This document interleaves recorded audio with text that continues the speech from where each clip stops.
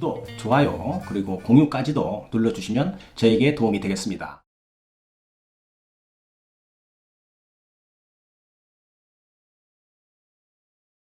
안녕하십니까. 언제나 그 새로운 소식, 유익한 정보, 그리고 확실한 결론까지로 교통사고 피해자에게 도움을 드리는 육장TV입니다.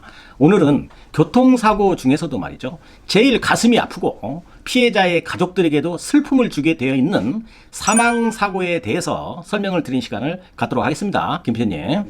네. 참으로 날씨 많이 추웠죠? 김 PD님. 네, 그 며칠 동안 뭐 춥고 뭐 눈도 오고 그래가지고. 네, 한강이 다 얼었습니다. 네네. 네. 약 한 그 반세기 만에 큰 추위라고 뉴스에서도 이야기를 좀 하던데요. 네. 자, 이럴 때일수록 몸 건강 잘 챙기시고 특히 코로나19에 대해서도 철저히 예방을 해야 한다고 저는 생각을 합니다. 네. 네, 코로나 바이러스가 말이죠. 겨울을 굉장히 좋아한대요, 김 PD님. 네. 예. 자, 그러면 교통사고 사망사건에 대해서 설명을 들어가겠습니다. 사망사고는 해마다 줄어드는 것으로 통계에 나오고 있습니다. 네. 제가 느끼기에 말이죠. 약 한 10여 년 전만 해도 지금보다는 약 2배 정도 많았던 것으로 알고 있어요. 네. 어느 통계를 보니까 말이죠. 2015년도 한 해에 사망자 수가 4,621명이라고 이렇게 통계가 나왔더라고요. 네. 그런데 한 5년 후에 2020년도 통계가 약 3,300명입니다. 네. 그럼 많이 줄은 거죠. 네. 자, 이것은 모든 국민들이 선진 교통 문화를 잘 해주신 결과라고 저는 봅니다. 네. 점점 교통사고로 인한 사망자 수는 줄고 있다는 것은 분명해 보입니다. 네. 법도 많이 강력하게 시행되고 있죠. 네. 김 PD님 잘 아시겠지만 저희도 많이 다뤘죠. 민식이법 있죠. 네. 또 그 다음에 윤창호법도 있죠. 이런 특별법의 효과도 있는 것으로 저는 보입니다. 네. 매우 고무적인 일입니다.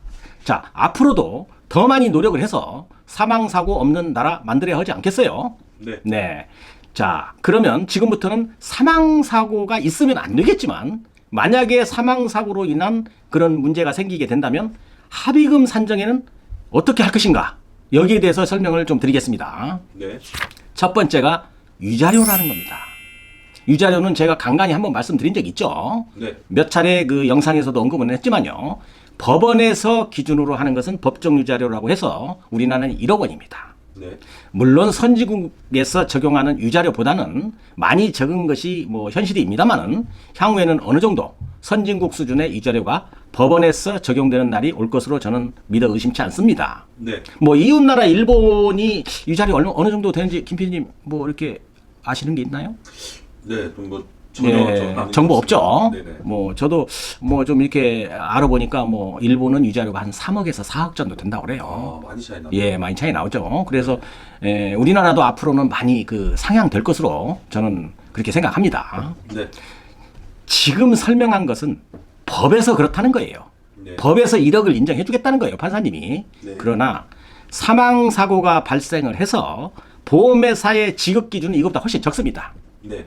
만 65세 이하인 경우에는 8천만 원을 기준으로 하고요. 네. 만 65세가 넘으면 5천만 원을 적용합니다. 네. 나이 먹은 것도 억울해 죽겠는데 위자료도 또 적게 준다는 거예요. 네. 네, 김 PD님 많이 차이 나죠? 네네. 법원 기준과 보험회사의 기준이 차이가 많이 나는 겁니다. 네. 법원 기준이 보험회사 지급 기준보다 이렇게 크다라고 이해하시면 되겠습니다. 네. 두 번째인데요. 이제 장례비가 되겠습니다. 장례비는 법원에서나 보험회사에서 별 다툼 없이 똑같이 인정을 해줍니다. 네. 500만 원입니다. 그런데 현실적으로 500만 원 갖고 장례가 될 수 있나요? 현실적으로 어려울 것 같습니다. 네, 좀 적죠. 실질적으로 1,000만 원 이상, 뭐 2, 3천만 원 들어갈 수도 있거든요. 네. 자, 그러면 말이죠, 김 PD님. 그렇게 차이 나는 장례비를 어디에서 충당해야 되겠어요? 제가 생각할 때는 그래서 형사 합의금을 잘 받아야 하는 이유가 여기에 있는 겁니다. 네. 가해자가 사람을 사망하게 해서 하지도 않아야 될 장례를 치르게 된 거 아니겠어요? 네. 네, 그래서 여기서 좀 많이 충당을 해야 되겠죠. 자, 법정 장례비가 500만 원이고 보험회사 지급 기준도 500만 원이다. 별로 다툼이 없다. 이렇게 정리하시면 되겠습니다. 네. 다음에는 이제 상실 수익액입니다. 이제 상실 수익액이라고도 얘기를 하고요. 일실 수익액이라고도 합니다. 다 똑같은 얘기예요. 네. 자, 이 내용은 뭐냐면 일을 못해서 수입을 얻지 못하는 것이죠. 네. 상실한 것을 돈으로 이해하시면 됩니다. 이 사망 사고가 없었다면 뭐 지속적으로 수입이 있었지 않겠어요? 네. 그런데 사망 사고로 인해서 사람이 잘못됐으니까 그 사고로 인해서 상실된 그런 수익 금액이라는 것입니다. 그래서 상실 수익액은 결국 일실 수익액이다. 이렇게 이해하시면 정확합니다. 네. 제가 예를 들어서 한번 통계를 뽑아보겠습니다. 오늘 그 예를 든 것은 피해자가 약 28세라고 제가 기준 잡았고요. 네. 자, 그 사람의 소득은 월 400만 원이라고 제가 여기다 데이터를 넣는 겁니다. 네. 사람의 교통사고로 인해서 사망을 했다고 가정을 한다면 네. 향후 특별한 일이 없다면 법에서 인정한 가동연한이 뭐 김PD님 잘 아시죠? 예, 네. 65세요. 네, 그렇습니다. 뭐 정확한 답입니다. 네. 65세까지 일할 수 있다고 법원에서 인정을 하거든요. 네. 자, 그러면 28살이니까요. 몇 년 남았죠? 네. 37년 남았습니다. 네, 그렇습니다. 37년간의 일실 수익을 계산해야 되는 겁니다. 네. 자, 그러면 37년을 12개월로 곱하니까 444개월이 되지 않겠어요? 네. 이걸 그대로 적용하는 것이 아니고 전에도 말씀드렸지만 제가 호프만 지수라고 말씀드린 거 있죠. 네. 선이자 공제 방식입니다. 미리 돈을 받기 때문에 이자를 빼야 되지 않겠어요? 네. 그걸로 적용하면 251.0323이 나온다. 이런 얘기예요. 네. 그러나 대법원 판례에서 보면 말이죠. 호프만 지수는 최대 240까지만 적용할 수 있다라고 명기해 놨습니다. 판례가. 그래서 240을 적용하면 되는 겁니다. 네. 240을 넘어가면 무조건 240만 인정을 하는 겁니다. 네. 네. 보험회사는 말이죠. 라이프니지라는 그 지수를 주장하고 있지요. 네. 이 계산으로 하게 되면 좀 돈이 적게 나옵니다. 금액이 말이죠. 보험회사는 어찌됐든 간에 적게 주려고 하는 그런 집단이에요. 네. 라이프니지 지수는 444개월인 경우에 그 지수가 202.1177입니다. 네. 많이 차이 나죠? 네. 네, 뭐 약 한 40개월 정도 차이가 나지 않겠어요? 네. 네. 다음은 급여 적용을 하는 데 있어서도 말이죠.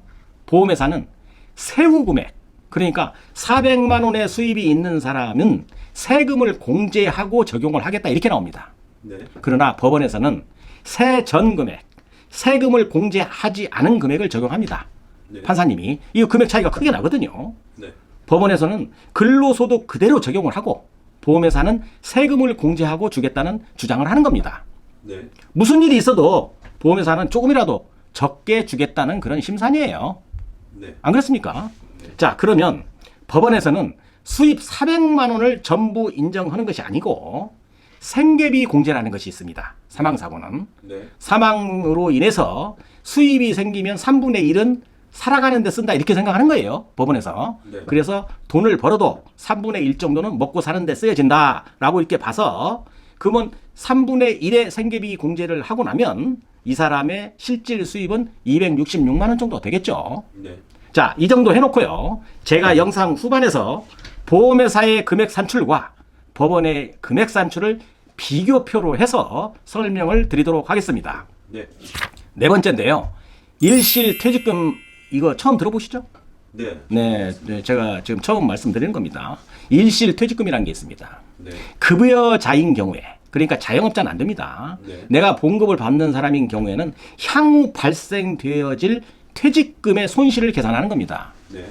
일반적으로 해당이 안 되는 경우도 많겠죠. 네. 그러나 급여자인 경우에는 이것 또한 계산해서 일찍 사망함으로써 받지 못하게 된 일실 퇴직금을 적용하는 것을 잊지 않도록 해야 할 것입니다. 네. 자, 결론입니다. 사망사고 합의금은 우연하고 억울하게 사망한 망인의 목숨을 대신하는 금액입니다. 한치의 착오도 없이 최대한 망인이 소실한 권리를 득해야 하는 책임이 유가족에게 있는 것입니다. 네. 쉽게 말하면 목숨과 바꾼 돈이기 때문인 거예요. 네. 자, 제가 계산해 보겠습니다. 예를 들었죠. 28세 성인이 급여 400만 원을 기준으로 했지요. 네. 이건 이제 과실이 없는 경우를 이제 적용을 한 겁니다. 네. 해서 보험회사 기준과 법원 기준, 그 다음에 위자료, 장례비, 일실 수익 이런 식으로 계산을 쭉 제가 데이터를 뽑은 겁니다. 네. 그 다음에 조금 더 내려가게 되면 법정이자라는 것이 나옵니다. 네. 자, 보험회사하고 그냥 합의를 했을 경우는 이자 발생 안 되겠죠. 네. 그러나 법원에 소송을 하게 되면 뭐 6개월이 걸렸든 1년이 걸렸든 어쨌든 시간이 흘러나게 되면은 연 5%의 이자를 판사님은 주라고 명령을 하게 돼 있습니다. 네.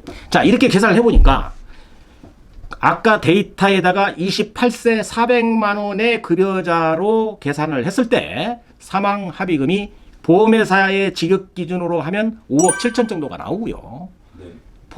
법원의 판결 기준은 7억 8천 4백만 원 정도가 나오게 되는 것입니다. 네. 보험회사가 산출한 금액과 법원 기준액의 차이 금액이 약 2억 1,400여만 원이 되는 겁니다. 네. 굉장히 크게 나죠. 네. 이렇게 크게 사망 사고의 경우에 합의금이 차이가 나기 때문에 가능하면 소송을 하는 것이 망인의 정확한 권리를 찾는데 필요할 수 있다는 겁니다. 네. 뭐 적당히 보험회사가 주는 그런 합의금을 받는 것은 망인에 대한 예의가 아니라고 저는 생각을 합니다. 네. 네, 자, 오늘은 사망 사고가 발생해서 사망 합의금을 받게 되는데 보험회사의 기준과 법원 기준이 이렇게 크게 금액적인 차이가 있음을 체계적으로 설명을 좀 드렸습니다. 네. 네, 김 PD님, 김 PD님도 사망 합의금 차이가 크다는 것을 피부로 지금 느끼셨죠? 네. 이렇게 자세하게 그 설명해 주시니까 네. 법률적 지식이 없는 사람들도 이제 금액적 차이가 확실히 크다는 거를 이해할 수 있을 것으로 판단이 돼서 도움이 많이 될 것 같습니다. 네. 네. 국장님, 네. 제가 질문 하나 드려도 될까요? 아, 질문 있습니까? 네, 하시죠. 그러면 그 사망 사고는 네. 법원에서 이제 소송을 하는 것이 네. 보험회사하고 합의하는 것보다 좀 더 좋은 선택이 되겠네요. 네, 아주 날카로운 질문입니다. 예. 오늘은 제가 이 영상에서는 산술적인 계산법을 알려드렸습니다. 네. 그러니까 금액적으로 산출을 한 것을 알려드렸는데요. 김 PD님의 질문에 대해서는 제가 다음 영상에서 네. 아주 자세하게 다루어 드릴 것을 약속하면서 오늘 영상은 여기서 마치도록 하겠습니다. 네, 알겠습니다. 네. 오늘도 유혹장 TV를 끝까지 시청해 주셔서 감사합니다. 오늘 영상도 도움이 되셨다고 한다면 구독, 좋아요, 그리고 공유까지도 눌러주시면 저에게 도움 되겠습니다. 감사합니다.